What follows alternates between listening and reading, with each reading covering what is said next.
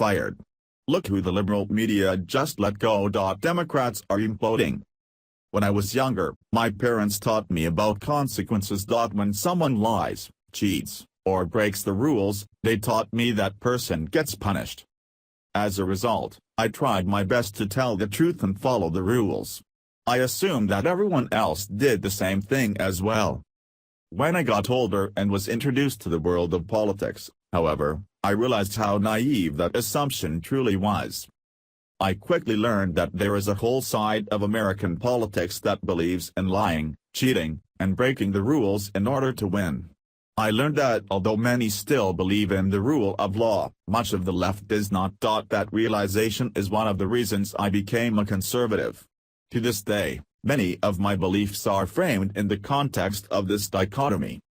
The election of Donald Trump proved that millions of Americans are like me, sick and tired of liberals, particularly in the media, getting away with telling lies.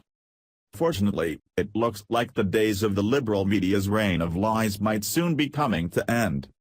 As reported by USA Today, Time Incorporated is cutting its global staff by 300 employees as part of a restructuring plan.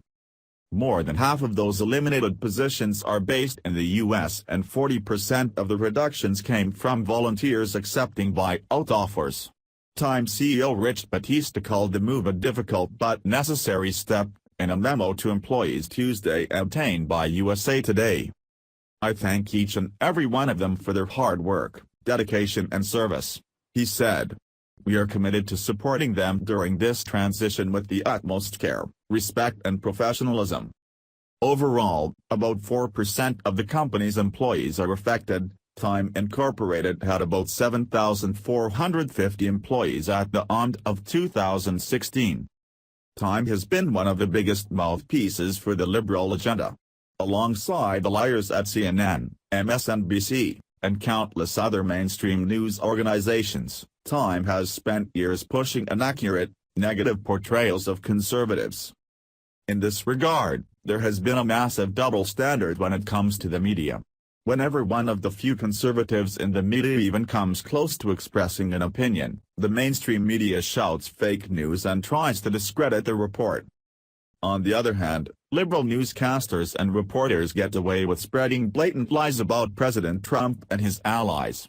The gross over-exaggeration of the Russia investigation is a perfect example of this practice.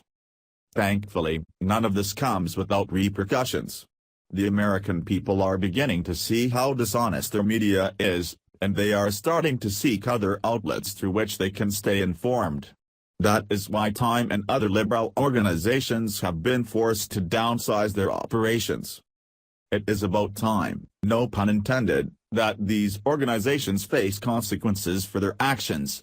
If only after they lay people off will the media understand it is time to tell the truth, then so be it.